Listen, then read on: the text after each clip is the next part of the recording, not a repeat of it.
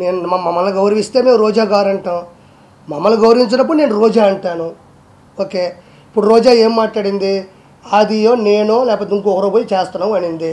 వాళ్ళేదో చిన్న చిన్న ప్రాణాలంట, చిన్న చిన్న ఆర్టిస్టులు అంట. ఈమెమన్నా నేషనల్ వైడ్ ఆర్టిస్టా? ఈవిడేమన్నా 15 నేషనల్ అవార్డులు కొట్టిందా? లేకపోతే 10 ఆస్కార్ అవార్డులు కొట్టిందా యువరాణి?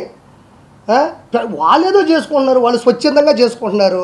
వాళ్ళ ఇష్టం. అది పవన్ కళ్యాణ్ గారి మీద ఇష్టం ఉంది, లేకపోతే టీడీపీ మీద ఇష్టం ఉంది, లేకపోతే మీరు చేసే అవినీతి మీద వ్యతిరేకత ఉంది.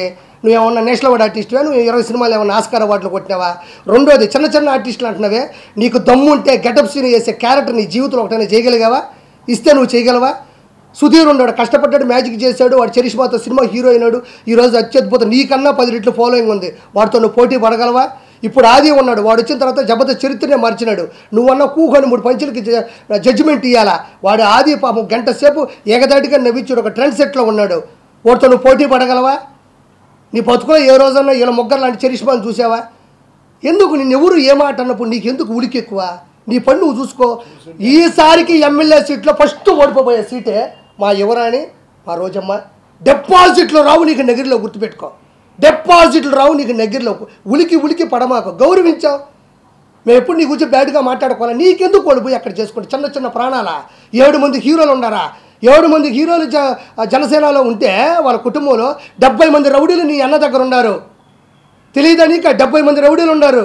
నీకు దమ్ముంటే ఒకసారి ఎదిరించి మాట్లాడి చూడు, నేను లేపేస్తాడు చూద్దాం. ప్రతిదాకా నీలాగా దిగజారిపోయి నీలాగా ఆడ ఇలా వెనక తిరుక్కుంటా బతుకుతాను అనుకుంటున్నావేంది?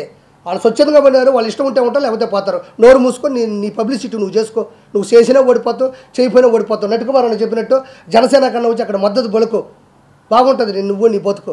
ఇంకేటన్నా వస్తుంది, రేపో ఎల్లుండో వస్తుంది. నగిరిలో ఏముంది? నేను వచ్చిన నగిరికి నీ వల్ల నేను ఎదవనైపోయినాడా? ఏముంది నగిరిలో నువ్వు చేసిన అభివృద్ధి? వారం పెడితే చాలు, నీ అంత తాళపాక అన్నం వెళ్ళినట్టు వెళ్తుంటావు పైకి. వెంకటేశ్వర స్వామి అంటే అంత ఇష్టం, అంత ప్రేమ ఉన్నప్పుడు అన్న చేసే దుర్మార్గాన్ని ఎందుకు అడగలేకపోతున్నావు? 30 మంది కావాలి నీకు, ఒకరు కాదు. అమ్మ పెద్ద టీం నీకు, తిరుమల టీం ఉంటుంది నీకు, వేసుకొని పోతా ఉండాలా. తిరుమలకి అన్నకి సామాన్య భక్తుడు తిరుమలకి వెళ్తే నీ అన్నకి ఇష్టం ఉండదు. ఎందుకంటే పాపం వాడి దగ్గర 1 రూపాయి డబ్బులు ఉండవు, వాడు అన్నదానం తింటాడు, హుండీలో డబ్బులు ఏడు పాపం. మీ అన్న 30,000 పెట్టి వెంకటేశ్వర స్వామి దగ్గరకు వచ్చినాడే గొప్పవాడు. ఉండు నీకు జూన్ 4వ తారీఖు మొత్తం అందరి లెక్కలు జాలస్తాము. హైదరాబాద్ మారుస్తుంది. జగన్మోహన్ రెడ్డి లండన్ అని పెట్టుకున్నాడు. ఎందుకంటే అదే లండన్లో విజయమాల్య ఉన్నాడు, దొందే 2 ఒకటే ఆడిపోతాడు. మా విజయసాయిరెడ్డి ఉన్నాడు, ఏమిరెడ్డి గారి ఇంటర్వ్యూ కూడా బీకలేని విజయసాయిరెడ్డి ఏటు ఏమన్నా. ఏమిరెడ్డి ప్రభాకర్ రెడ్డి గారికి పైన విజయసాయిరెడ్డి దిగినాయంటే మీ అతి చేష్టాలు, మీ ఆకృతి చేష్టాలు కాబట్టి ఏమన్నా చేయగలరు మీరు? ఎవరికి? ఓహో, మనోడు అందుకే మొన్న అంటున్నాడు కాలేజీ రూమ్ అంటున్నాడు. అది ఈసారికి కూటమి వస్తుంది, అవతలోడికి ఓటం వస్తుంది.